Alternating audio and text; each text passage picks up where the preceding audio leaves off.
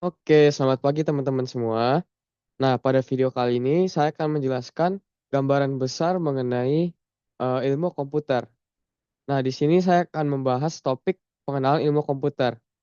Saya dari kelompok Legio 7 yang beranggotakan saya sendiri, Jeremy, dan tiga teman saya, Darren, Kenny, dan Eric. Pertama-tama, sebelum kita membahas lebih lanjut mengenai ilmu komputer, kita harus paham dulu mengenai apa itu komputer itu tersendiri. Nah, komputer itu secara umum adalah perangkat elektronik yang dirancang untuk menerima, memproses, dan menyimpan data dengan tujuan menghasilkan output yang berguna. Nah, beberapa contoh komputer dalam kehidupan kita sehari-hari. Yang pertama ada TV, ada HP atau handphone, laptop, PC atau personal komputer, dan banyak lain-lainnya. Nah, dari keempat komponen ini pasti kita bisa temuin komputer dalam kehidupan kita sehari-hari. Bahkan kita menjadi pengguna aktif komputer. Oke. Setelah mengetahui apa itu komputer, selanjutnya baru kita akan membahas mengenai apa itu komputer atau ilmu komputer itu tersendiri. Nah, ilmu komputer ini adalah ilmu yang mempelajari teori, pengembangan, dan penerapan perangkat lunak atau yang bisa disebut sebagai software dan perangkat keras atau hardware dalam komputer. Nah, ilmu komputer ini sebenarnya adalah salah satu ilmu yang mempelajari atau fokus terhadap perhitungan, pemrograman, dan analisis analisis data. Sebelum membahas tentang ilmu komputer lebih dalam, kita perlu mengetahui juga sejarah dari ilmu komputer itu tersendiri. Jadi, pada tahun 1930 ada yang namanya Alan Turing. Dia menciptakan teori mesin Turing yang menjadi dasar bagi konsep komputer modern. Pada tahun 1950, ada juga penciptaan komputer pertama yang memanfaatkan transistor. Pada tahun 1960, mulailah muncul bahasa pemrograman seperti COBOL dan Fortran. Nah, bahasa pemrograman ini yang sekarang kita rasakan ya dampaknya ya dalam pemrograman. Contoh yang kita umum ketahui pada zaman ini itu seperti bahasa pemrograman C, C++, Python, JavaScript, dan lain sebagainya. Nah, pada tahun 1980 muncullah perangkat personal komputer atau PC. Nah, before and afternya nih. Zaman dulu nih, tahun 1980 komputer ini berukuran besar dan mahal. Nah, gambaran besarnya komputer sekarang tuh kan ramping-ramping. Pada zaman dulu tuh komputer tuh monitornya itu eh, memiliki kayak terobong besar gitu di belakangnya. Dan harganya juga mahal. Maka dari itu, cuma ada sedikit orang yang bisa memiliki akses terhadap komputer itu tersendiri. Nah, pada zaman dulu 1980 itu komputer digunain itu untuk tugas pemrosesan dengan volume yang tinggi. Nah, ada juga mikrokomputer di awal tahun 1980-an. Muncullah komputer-komputer yang lebih murah dan lebih praktis ya tentunya. Lalu penggunaan komputer itu meningkat secara drastis. Ya, bisa kita lihat juga perkembangan hingga zaman ini. Bahkan bagi teman-teman semua yang sedang nonton video ini pasti sedang menggunakan teknologi komputer ya.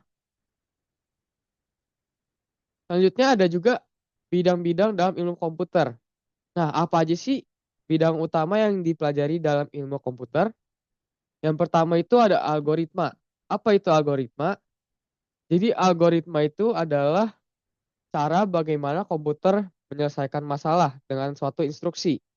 Atau bisa kita sebut juga algoritma itu sebagai rumus. Rumus yang diberikan terhadap komputer untuk memecahkan suatu masalah atau instruksi ya. Selanjutnya ada juga pemrograman teman-teman. Nah, apa itu pemrograman? Pemrograman itu simpelnya itu salah satu cara bagaimana seseorang itu membuat aplikasi melalui komputer.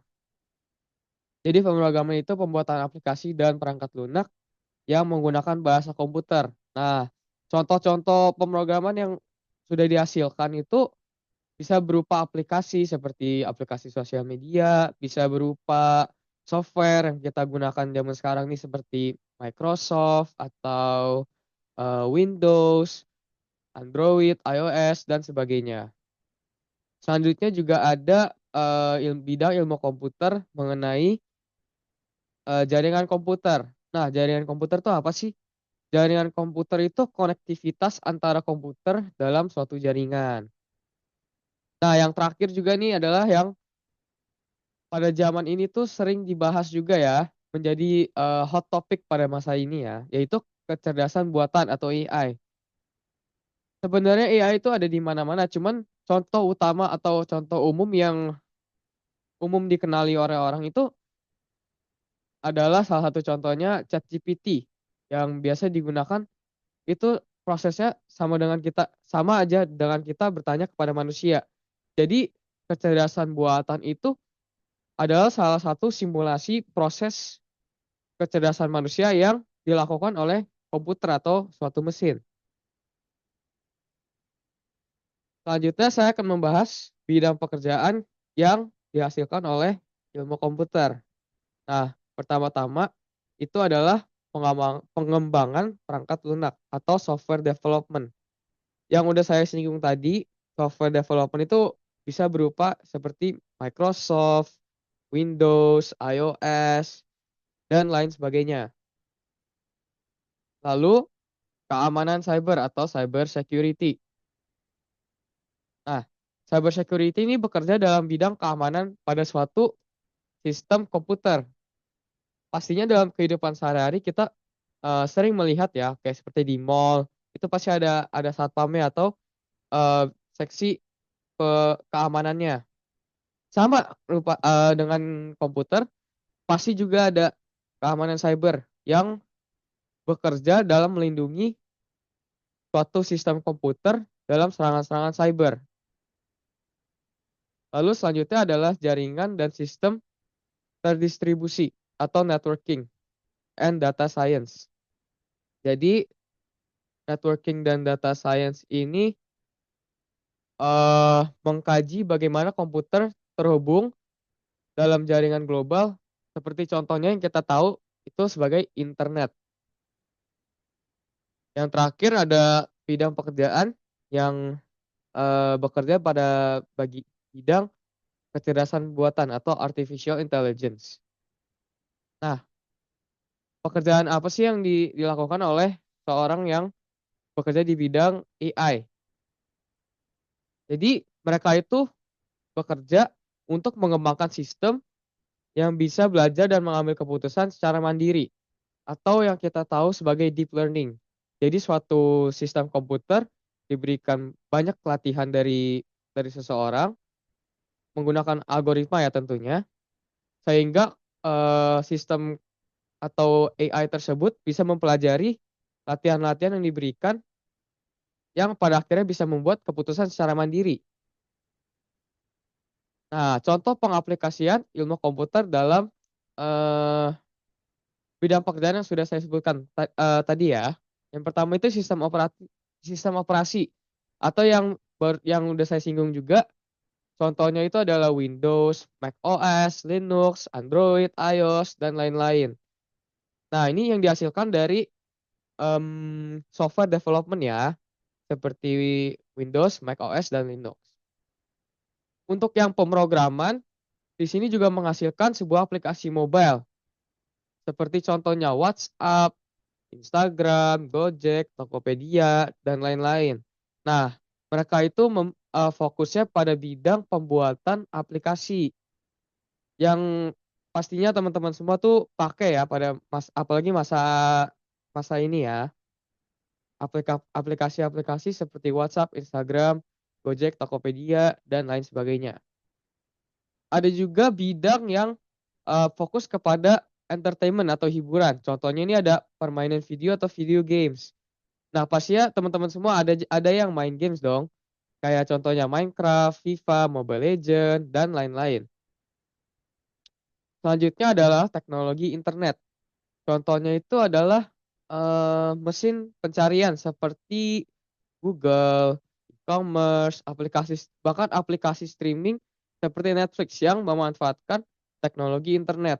Nah, kalian kalau misalnya mau pakai Google, Netflix, atau aplikasi-aplikasi seperti WhatsApp, Instagram, pastinya butuh yang namanya internet. Kalau enggak, aplikasi tersebut tidak akan berjalan sesuai dengan fungsi aplikasi tersebut. Nah, teknologi internet ini akan menghubungkan antara satu aplikasi menjadi global gitu ya. Lalu ada juga keamanan cyber atau cyber security. Nah, keamanan jaringan pada perusahaan firewall, enkripsi data, atau yang umum kita ketahui sebagai kayak misalnya di dalam secure searching kayak di mesin-mesin pencarian seperti Google, firewall, dan lain-lain. Nah, kesimpulan apa sih yang bisa kita ambil dari mempelajari presentasi saya yang mengenai ilmu komputer? Nah, jadi ilmu komputer itu merupakan satu fondasi atau dasar dari banyaknya teknologi modern yang kita rasakan hingga saat ini. Bahkan kalian yang menonton, teman-teman semua yang nonton video ini pun menggunakan yang namanya eh merupakan hasil dari pembelajaran ilmu komputer. Nah, dengan mempelajari ilmu komputer, kita bisa menciptakan solusi inovatif yang berdampak positif bagi masyarakat ke depannya. Jadi dengan mempelajari ilmu komputer ini, kita bakalan mendapatkan pengembangan-pengembangan atau kemajuan teknologi ke depannya yang dapat berguna bagi kita, apalagi melihat dengan adanya perkembangan teknologi yang tidak berhenti ya. Sekian presentasi mengenai introduction dari ilmu komputer. Semoga teman-teman bisa mendapatkan hal baru yang belum kalian dapatkan sebelumnya. Dan mohon maaf bila ada salah-salah kata dari presentasi saya. Terima kasih.